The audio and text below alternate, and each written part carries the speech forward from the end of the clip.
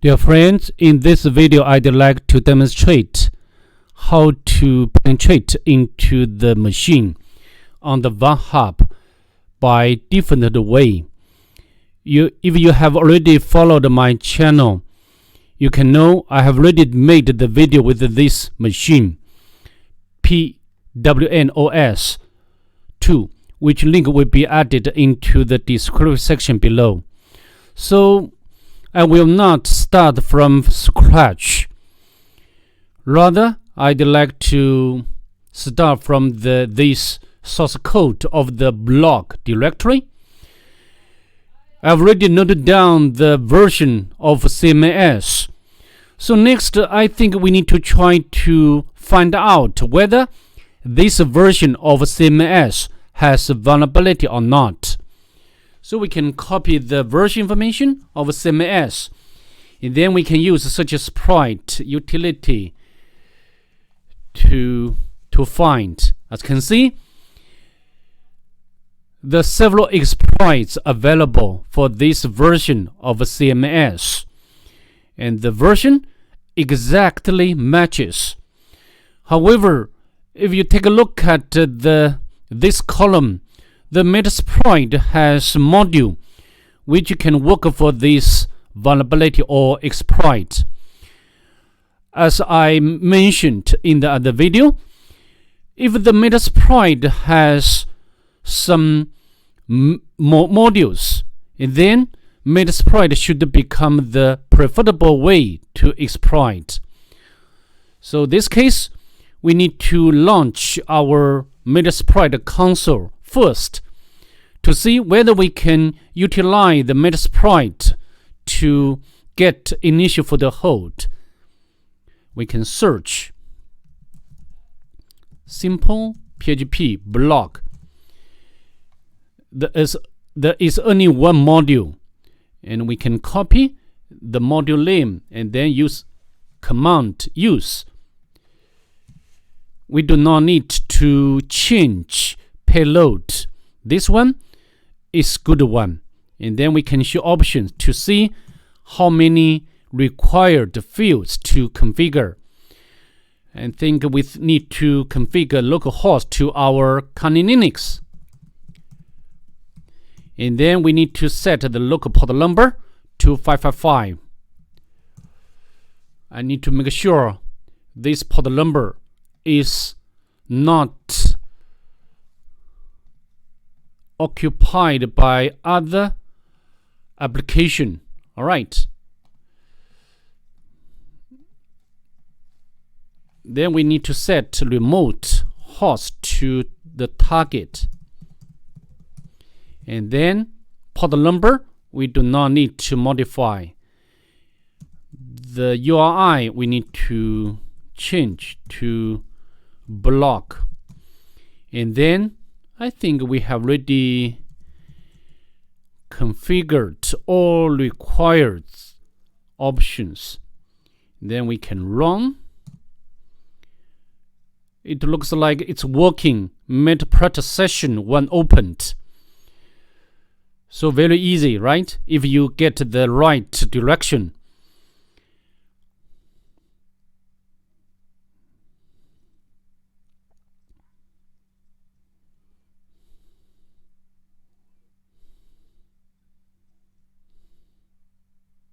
As you can see, and then we can spawn the shell. Python spawn the bash session pty module, pty spawn. And then we can use limpia shell script to do the automatic immersion.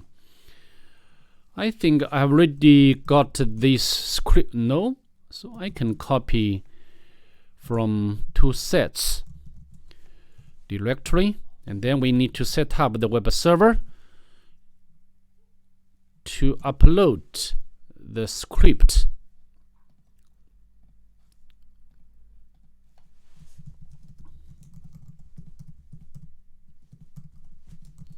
Port number, limpias. And then in order to run this script, we need to make it executable. And then we can execute this script. As I mentioned, very often this script is so powerful for the privilege escalation because it can automatically enumerate very rich type of information on the target.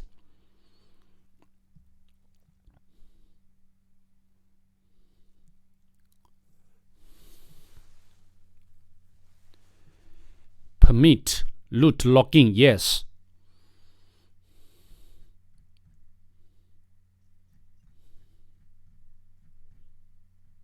GCC compiler is available on the target. The username information, active ports number,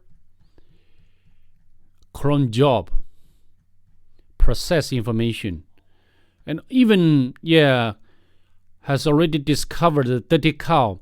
So maybe we can utilize the dirty cow to exploit.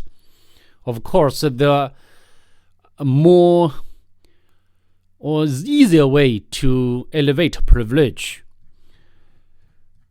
For now, we just let it run and wait for this to be finished. It's done. Searching passwords inside logs.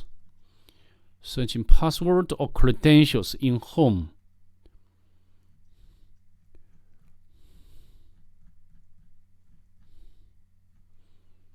If a NumPy shell script cannot discover some important file, then maybe we need to manually enumerate the target.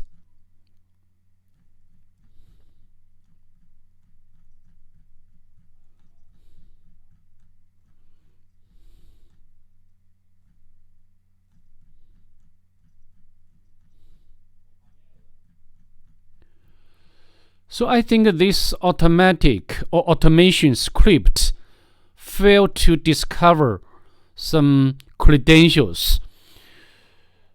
I think this is very natural. We cannot rely on the automation. So we need to make manual enumeration across frequent supports. For example, like OPT, nothing there. And then we can go to the var directory, and then we can go to here my circle connect.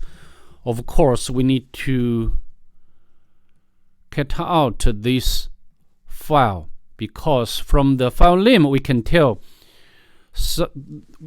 maybe contains the credentials. For example, the passwords for the root user. So we can note it down onto our notebook. And then we can continue our enumeration. Go to the www. There is another similar file. And then we can copy file name. And then we can paste. We got another credential or password. Next, I think we need to try. Sometimes because of misconfigurations, the passwords are reused. So next we can try, of course, we also need to cut out the password file. First of all, we need to try to use the password for the user then. And the password, the first password is this one. We can copy.